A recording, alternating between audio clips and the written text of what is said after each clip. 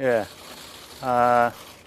오연스님 다비식에 참석하느라고 집을 비운 사이에 취재진이 아주 많이 찾아와서 고생한다는 이야기를 들었습니다. 그래서 사실 좀 더 그 동해안 쪽에 간 김에 좀 더 묵고 오려고 하다가 취재진들이 자꾸 와서 고생하는 그런 모습이 좋지 않을 것 같아서 그냥 먼저 이렇게 이야기 드리려고 찾아왔습니다.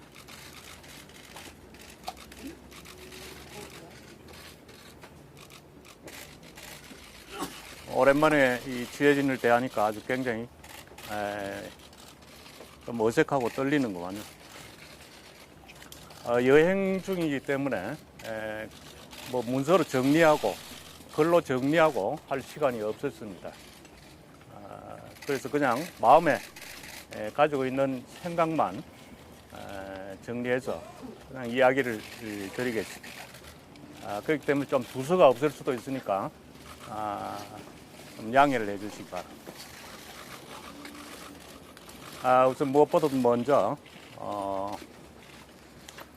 제 재임 시에 일어난 일 때문에 제가 정말 사랑하는 이 법원이 오랫동안 소용돌이 속에 빠져서 참 국민들이 보기에 안타까울 정도의 그런 모습이 된 게 대해서 정말 저로서 슬프고 안타깝습니다. 그리고 그 중에서 또 특히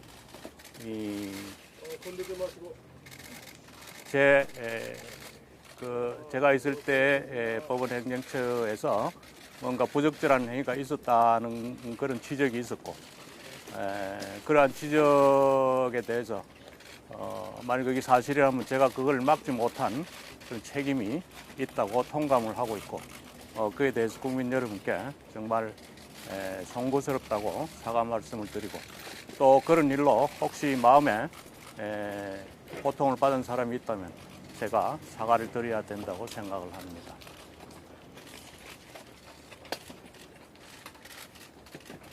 여러분들 아시다시피 제가 평생 법관으로서 42년을 지냈고, 법원이야말로 저 인생 전부라고 해도 과언이 아닐 정도의 그런 조직입니다.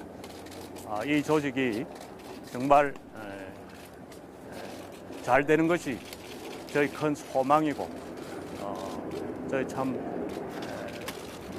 정말 내가 가장 바라던 바였습니다. 근데 이 법원이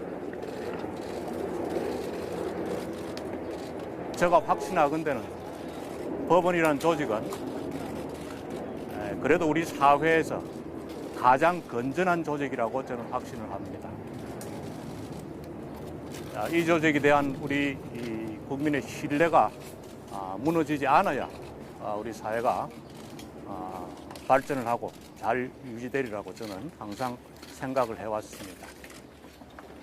그동안 저는 뭔가 제가 또 이야기를 하면은 지금 이런 소용돌이 속에서 우리 법원이 또 다른 상처를 받고 내부적인 갈등이나 내홍으로 비칠까, 그것이 염려되어서 사실 언급을 거의 안 해왔고 피해왔습니다. 지금도 그런 마음은 마찬가지입니다. 지금 제가 오늘 말씀드리고자 하는 것은 뭘 반박하고 뭘 법원에 대해서 법원 내부에서 뭐 전 대법원과 현 대법원 간의 갈등 내지는 대립을 심화시키고 뭐 이런 목적으로 제가 이야기를 드리는 것이 아니고, 저는 사실 이런 해견도 하기 싫지만은 그렇지만은 제가 분명히 해야 될 그 한계가 있기 때문에 그 한계를 제가 말씀드리는 것이, 그것까지 참고 말씀드리지 않는 것은 이 사태를 진정시키는데 아무 도움이 안 되고, 오히려 왜곡시킬 수 있다 하는 이런 판단이기 때문에 그 말씀을 드리고 죄송하다는 말씀과 함께 그 분명히 해야 될 점을 밝히려고 오늘 여러분한테 앞에 섰습니다. 여러 가지 그 중에서 두 가지 점은 제가 명백히 좀 선을 긋고 넘어가야 될 것 같습니다. 첫째 하나는 저는 대법원장으로서 재직하면서 대법원의 재판이나 하급심의 재판이나 간에 부당하게 간섭 관여한 바가 결단코 없습니다. 하물며 재판을 무슨 흥정거리로 삼아서 재판의 방향을 왜곡하고 그걸로서 거래를 하고 그런 일은 꿈도 꿀 수 없는 정말 생각할 수도 없는 일이고 그런 일을 하지 않았다는 것은 그냥 말로서만 이렇게 표현하는 것은 부족할 정도로 결단코 그런 일은 없었습니다. 제가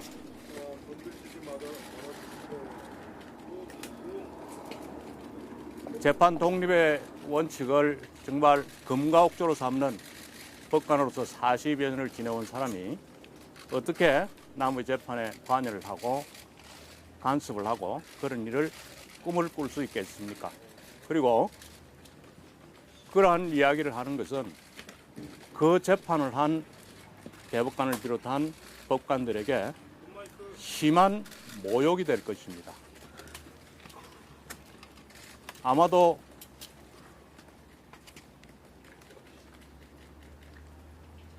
막 그런 이야기를 허투루 듣더라도 그런 이야기를 들은 그 당의 법관들의 심정은 정말 억하심정이라고 생각을 합니다.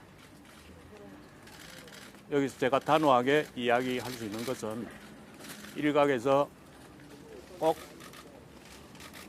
제가 관여하거나 또는 제가 간섭하거나 또는 뭔가 하여튼 어떤 목적을 위해서 대법원의 재판이 왜곡되고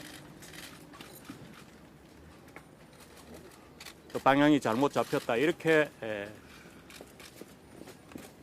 생각하고 또 그걸 기정사실화하려는 사람들이 있는데 그것은 전혀 사실과는 다른 겁니다. 대법원의 재판은 정말 순수하고 신성한 것입니다. 그것을 함부로 그렇게 폄하하는 것은 저는 견딜 수가 없습니다.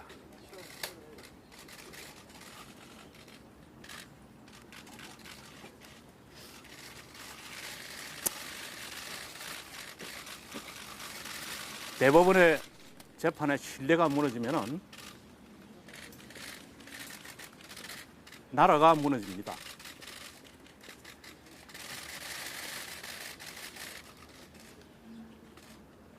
지금까지 한 번도 대법원을 전체를 그렇게 재판을 의심받게 그렇게 한 적이 없었습니다. 혹시 국민 여러분께서 이번 일에서 대법원 재판에 대해서 의구심을 품으셨다면 정말 그런 의구심은 거두어 주실 것을 제가 악망합니다. 두 번째 제가 말씀드릴 것은 제가 제임스의 상고법원을 추진했던 것은 뭐 여러분들 다 아는 사실입니다. 그것은 대법원에 제 기능을 다하기 위해서 그건 불가피한 선택이었습니다. 그러나 그것을 반대하는 견해도 당연히 있을 수 있습니다. 이번 조사에서는 그걸 다 반대하는 견해가 있었고 그 과정에서 법원 행정처에서 뭔가 부적절한 행위를 한 것이 지적이 되었습니다. 그런 게 있었다면은 그것은 잘못된 것이겠지요. 그러나 제가 자신 있게 말할 수 있는 것은 그런 정책에 반대를 한 사람이나 또는 어떤 일반적인 재판에서 특정한 성향을 나타냈다는 사람이나 저는 그런 것을 가지고 당의 법관에게 어떤 편향된 조치를 하든가 아니면 불이익을 준 적이 전혀 없습니다. 저는 그런 것을 가지고 법관을 인사상 또는 인사상 아니라도 어떤 사법행정 처분에 있어서도 법관을 불이익을 주는 것은 단호히 저는 그건 잘못된 것이라고 생각하고 단호히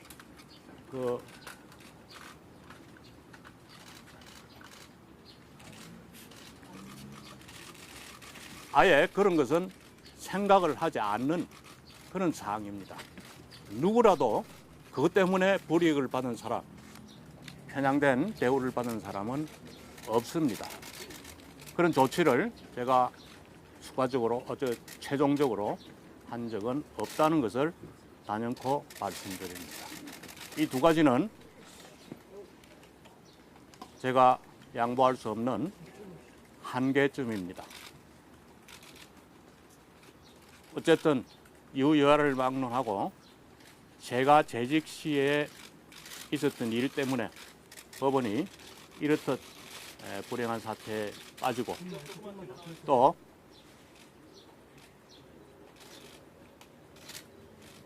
뭔가 부적절한 어떤 법원 행정처의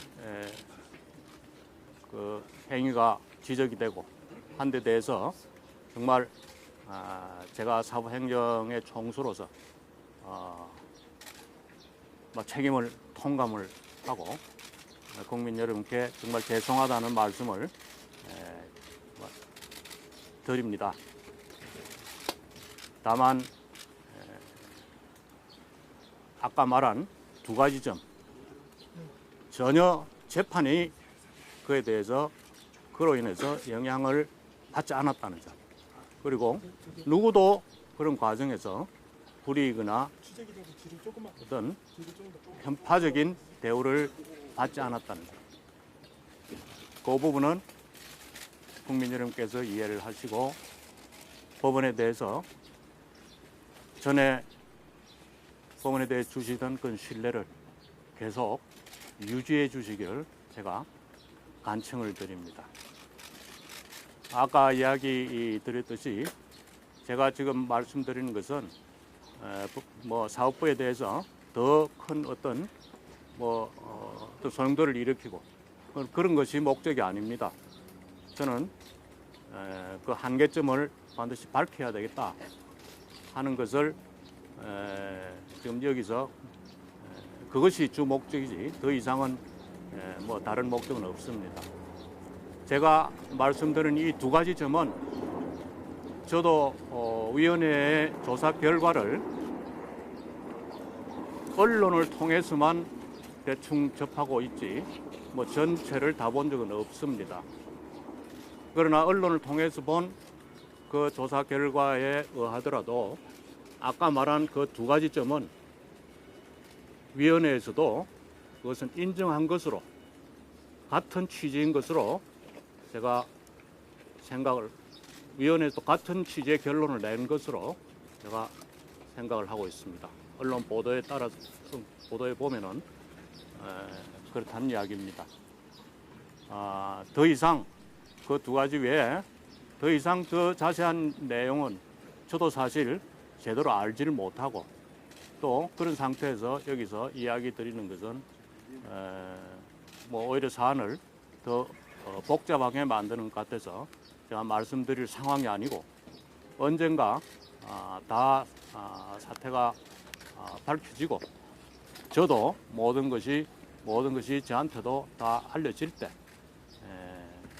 그때 상황을 정리해서 다시 말씀드릴 그런 기회가 있기를 바랍니다. 뭐 간단하지만은 이것으로서 제가 드릴 말씀은 다 마치겠습니다. 특조단의 조사를 받았으면 원장님도 좀 전모를 알 수 있지 않았을까 싶은데 특조단 조사 받지 않은 이유가 따로 있으십니까?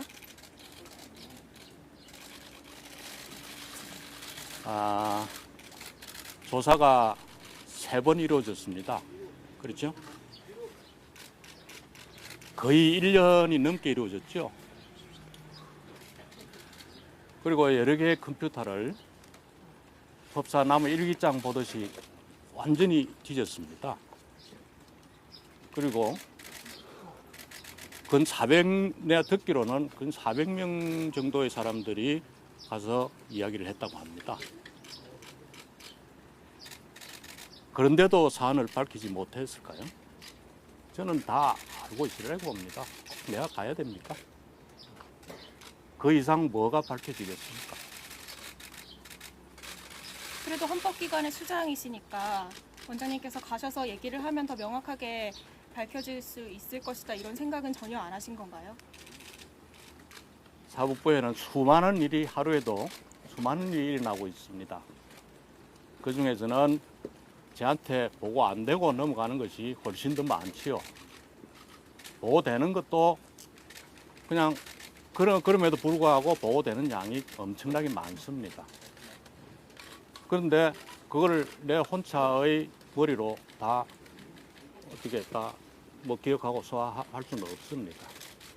일회성 보고나 뭐 중요성 없는 보고는 뭐 금방금방 잊어버리고 또 결과 조치가 다 된 뒤에 뭐 사후에 뭐 보고하는 것도 있고 뭐 그렇습니다. 모든 것을 사법부의 수장이 다 분명하게 아리라 그거는 말이 옳은 말은 아니죠. 근데 사법행정의 비판적인 판사들을 뒷조사한 내용은 일회성 보고나 중요하지 않은 보고라고는 생각하기 어려운데요. 이거에 대해서는 어떻게 생각하십니까?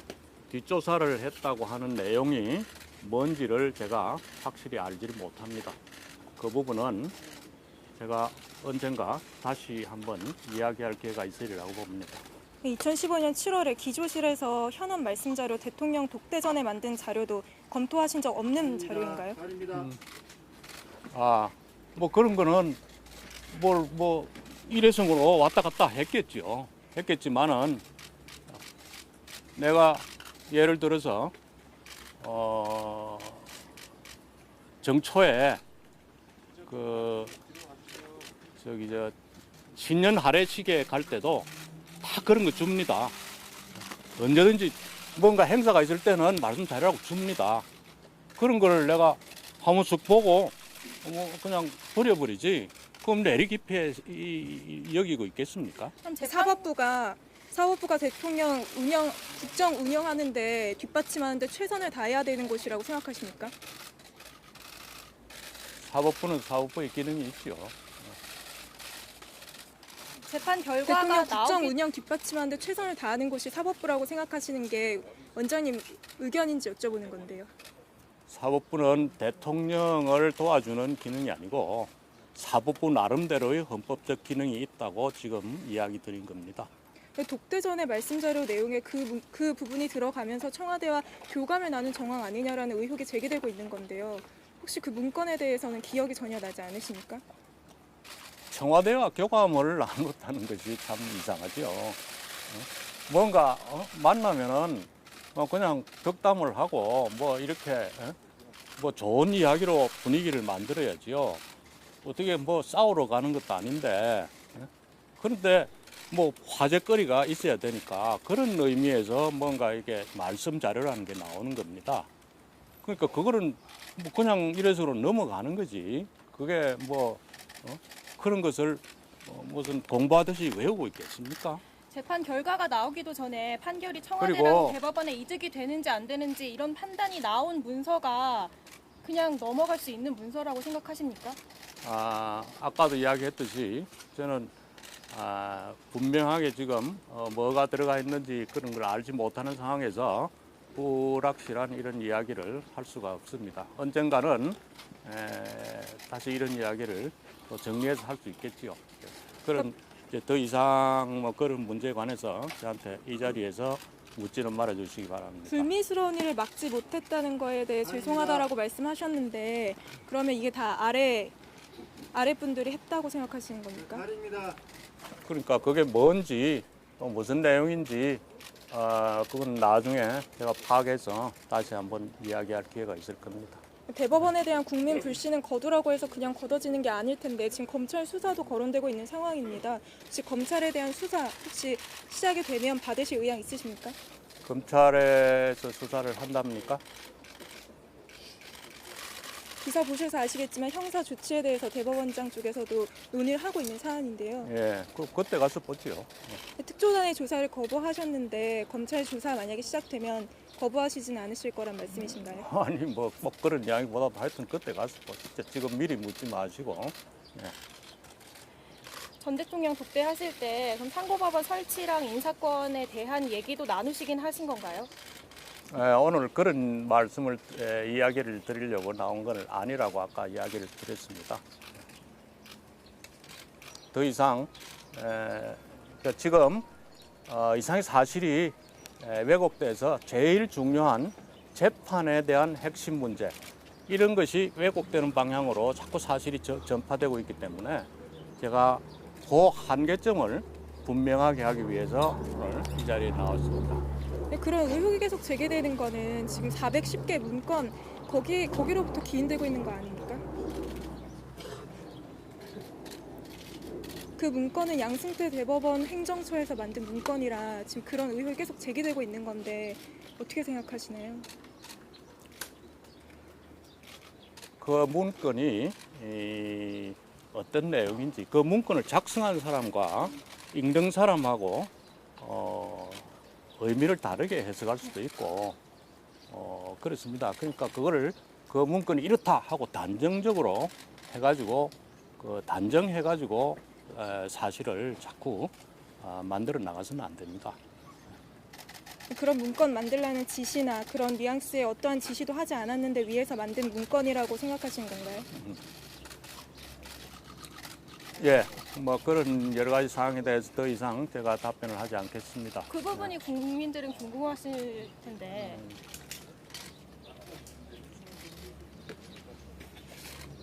지시 없이 만들어진 문건이라 생각하시는 건가요?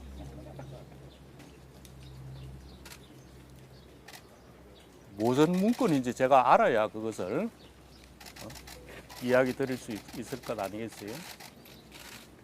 그러면 지금 현재로서는 모른다라는 입장이신 건가요? 그렇죠.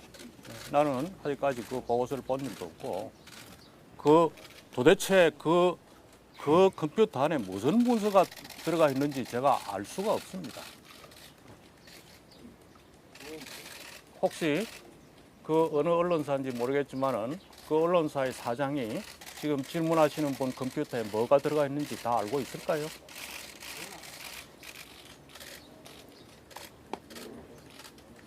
하나만 더 묻겠습니다. 그 불이익을 주신 적은 없다 이렇게 분명히 말씀하셨는데 불이익을 준 적은 없지만 그래도 반대 의견을 내는 판사들이 누구인지는 파악하신 적은 있으신 건가요? 그거야 자동적으로 알게 되죠. 그건 게시판이 오르고 또 이런 글이 올라왔다 하는 것은 그건 뭐 아무리 눈을 감으려고 해도 보입니다. 그것은 그걸 뭐 안 게 무슨 그러면 대법원장은 그런 게 있어도 누군지 모르고 가만히 있어야 됩니까? 그 질문이 이상한 질문 같으네. 그걸 알 수 있는 거랑 그런 내용이 담겨 있는 문건이 나온 거랑은 전혀 다른 문제지 않습니까? 예, 자꾸 말꼬투리를 잡고 그렇게 질문하지 마시고 다른 거 없으면 이 상황 끝내겠습니다. 이번 파문의 총 책임자가 누구라고 생각하십니까? 예, 그거는 사람마다 판단이 다르겠지요. KTX 해고 노동자에 대해 어떻게 생각하세요? 방금 이야기했습니다.